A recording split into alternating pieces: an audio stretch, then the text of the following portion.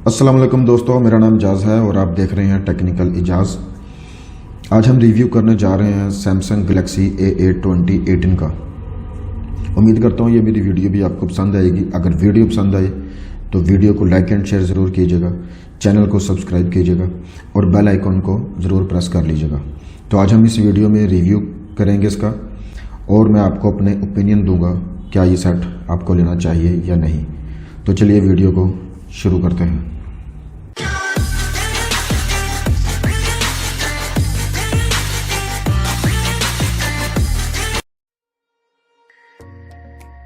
Design के बारे में बात करते हैं। आप देख सकते हैं आपको फ्रंट पे 5.6 इंच का सुपर एमोलेड डिस्प्ले मिल जाता है, फुल HD वाला, और आपको दो कैमरा सेंसर मिल जाते हैं। एक 16 मेगापिक्सल का सेंसर है, दूसरा 8 मेगापिक्सल का सेंसर है और इनका एपर्चर 1.9 है। आप देख सकते हैं आपको एयरपीस मिल जाता है, आपको नोटिफिकेशन LED लाइट मिल जाती है और बाकी प्रॉक्सिमिटी सेंसर वगैरह आपको इसमें मिल जाते हैं।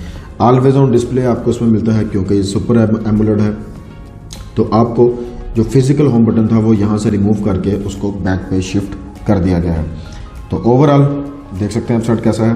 तो आप देख सकते हैं आपको मेटल साइड्स मिलती हैं, इसकी वॉल्यूम रोकर आपको लेफ्ट साइड पे मिल जाते हैं। सिम 1 की ट्रे आपको मिल जाती है जो एक काफ़ी अच्छी यूनिक सा डिज़ाइन है। तो आप देख सकते हैं कि आपको बॉटम पे एंटीना लाइन्स मिल जाती हैं, USB Type-C का सपोर्ट मिल जाता है, 3.5 mm का ऑडियो जैक मिल जाता है और मेन माइक्रोफोन मिल जाता है। राइट साइड की बात की जाए तो राइट साइड पे आपको पावर बटन मिल जाता है ऑन ऑफ का और एक आपको स्पीकर ग्रिल मिल जाती है।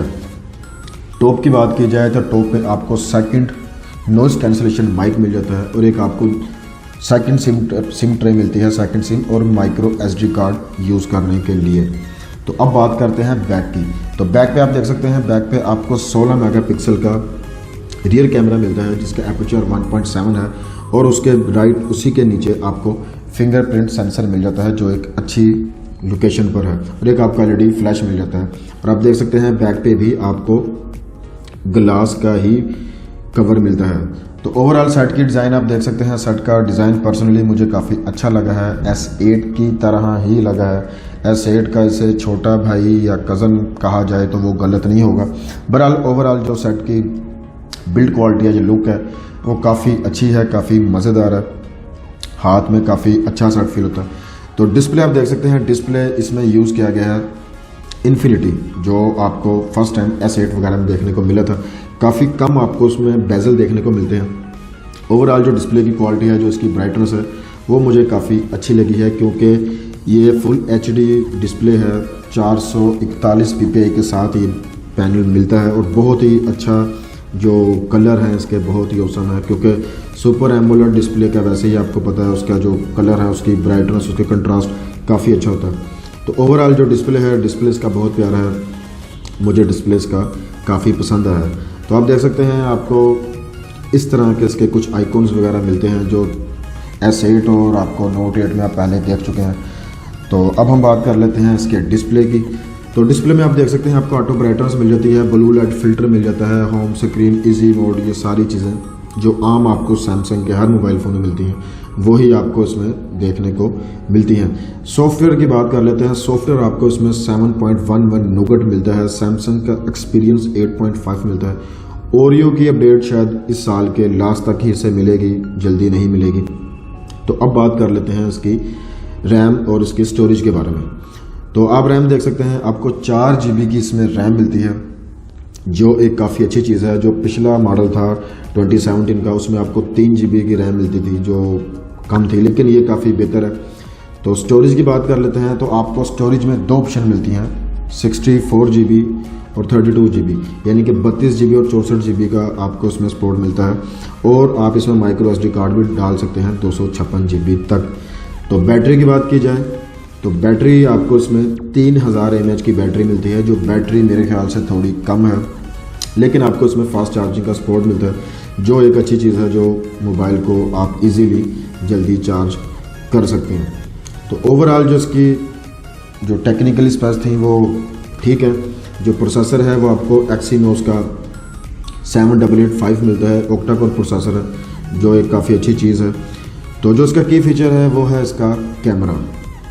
तो ये आप देख सकते हैं कैमरा ओपन करते ही आपको नोट 8 का ये पूरा डिस्प्ले लगता है, क्योंकि नोट 8 का सेम ये डिस्प्ले था। तो आप देख सकते हैं आपको स्टिकर वगैरह इसमें मिल जाते हैं। आप मुख्तलिफ़ किस्म के तस्वीरें वगैरह इनके ज़रिए आप अपनी बना सकते हैं इंस्टाग्राम वगैरह पे पोस्ट करने के लिए। तो ये एक काफ़ी अच्छी चीज़ है। तो आप देख सकते हैं आपको फुल व्यू की ऑप्शन इसमें मिलती है। इसमें आपका पूरा जो कैमरा है वो आपकी पूरी स्क्रीन पे आ जाता है। तो ये भी एक काफ़ी अच्छी चीज़ है, सेम नोट 8 की तरह ही है। तो मज़ीद इसकी कैमरे की सेटिंग की बात की जाए तो आप देख सकते हैं जो आपको पिक्चर साइज़ मिलता है, जो आपको रेशो मिलती है, वो आपको 16 से लेके आप 6 तक अपनी मर्ज़ी के मुताबिक जो आपको बेहतर रेशो लगती है आप उसको सिलेक्ट कर सकते हैं। तो वीडियो की बात की जाए तो वीडियो आप इसमें फुल HD बना सकते हैं। 4K वीडियो को ये सपोर्ट नहीं करता, जो कि काफ़ी बुरी चीज़ है। 70,000 के करीब मोबाइल है और वो सिर्फ फुल HD वीडियो बनाता है। तो ये चीज़ मुझे बिल्कुल भी इसमें पसंद नहीं आई। तो बाकी आप देख सकते हैं आपको इसमें HDR ऑटो मिल जाता है। और फ्रंट कैमरे की बात की जाए तो फ्रंट कैमरे पर भी सेम वही सीन है। आप अपनी मर्ज़ी के मुताबिक फ्रेम का जो पिक्चर का फ्रेम रेट है वो आप इसमें सेट कर सकते हैं। तो आपको जो अच्छी चीज़ है वो आपको इसमें डिजिटल वीडियो स्टेबलाइजेशन की ऑप्शन मिलती है। क्योंकि इसमें आपको OIS तो नहीं मिलता, लेकिन आपको डिजिटल आपको वीडियो स्टेबलाइजेशन की ऑप्शन मिल जाती है, जो एक अच्छी चीज़ है जिन्होंने वीडियो वगैरह बनानी होती है।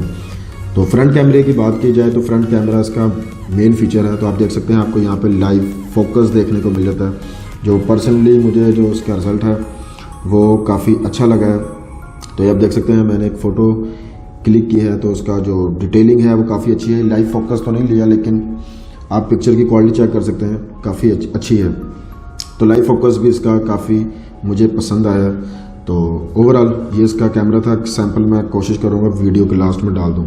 तो अब बात कर लेते हैं इसके सेंसर्स की, कि हमें इसमें सेंसर कौन कौन से देखने को मिलते हैं। तो ये आप देख सकते हैं आपको एक्सेलेरोमीटर इसमें मिल जाता है, प्रोक्सिमिटी सेंसर मिल जाता है, बैरोमीटर सेंसर मिल जाता है, लाइट सेंसर आपको इसमें मिल जाता है, जैरो सेंसर आपको इसमें मिल जाता है और मैग्नेटिक सेंसर भी आपको इसमें मिल जाता है। यानी कि तकरीबन आपको सारे सेंसर जो ज़रूरत के हैं वो आपको तकरीबन इसमें सारे मिल जाते हैं। तो बाकी आप देख सकते हैं कि सेंसर वगैरह की तरफ से इसमें कोई इशू नहीं है, सेंसर आपको इसमें कंप्लीट मिल जाते हैं। तो बाकी डिस्प्ले की सेटिंग्स वगैरह आप इसमें सेटिंग्स वगैरह इसकी कर सकते हैं। आपको सैमसंग की थीम इसमें मिल जाती है, जिसमें मुख्तलिफ़ किस्म के आपको वॉलपेपर्स वगैरह प्री इंस्टॉल मिल जाते हैं। आप डाउनलोड भी कर सकते हैं अपनी मर्ज़ी के मुताबिक। काफ़ी सारी इसमें ऑप्शन है, आपको ये प्री इंस्टॉल ही मिलते हैं और काफ़ी सारे आप इसमें डाउनलोड भी कर सकते हैं। तो ये देख सकते हैं आपको इसमें थीम्स वगैरह भी इसमें जो है आप डाउनलोड कर सकते हैं। आइकॉन्स वगैरह आप जो है इसके कस्टम आइकॉन्स वगैरह डाउनलोड कर सकते हैं और आप अपनी मर्ज़ी के मुताबिक अपने सेट को आप इसमें चेंज कर सकते हैं। तो होम स्क्रीन सेटिंग की बात की जाए तो आपको होम स्क्रीन ग्रिड मिल जाती है। इसमें आप अपने मोबाइल के होम स्क्रीन के आइकॉन्स को अपनी मर्ज़ी के मुताबिक आप एडजस्ट कर सकते हैं। आपको ऐप्स की जो है सेटिंग आप कर सकते हैं। तो ओवरऑल ये सारी इसकी सेटिंग्स वगैरह हैं, आप देख सकते हैं। जो एक आप आम जितने भी सैमसंग के इस टाइम मोबाइल आपको पता सेम तकरीबन सॉफ्टवेयर जो है वो सबका सेम है, तो आप इसको इजीली वो कर सकते हैं। तो ये था मेरा रिव्यू। उम्मीद करता हूँ कि ये वीडियो भी मेरी आपको पसंद आई होगी। तो अगर वीडियो आपको पसंद आई हो तो वीडियो को लाइक एंड शेयर ज़रूर कीजिएगा।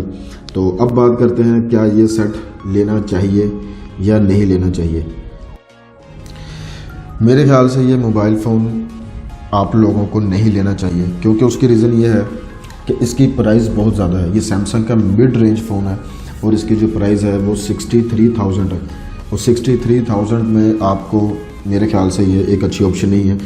थोड़े से पैसे कुछ पैसे और डाल के आप इजीली S8 ले सकते हैं, जो एक बेटर ऑप्शन है, जिसमें आपको इससे अच्छा डिस्प्ले मिलता है, इससे अच्छा सॉफ्टवेयर आपको मिलता है, इससे अच्छा आपको प्रोसेसर मिलता है और ओवरऑल उसका जो सेट है S8 वो एक फ्लैगशिप डिवाइस है।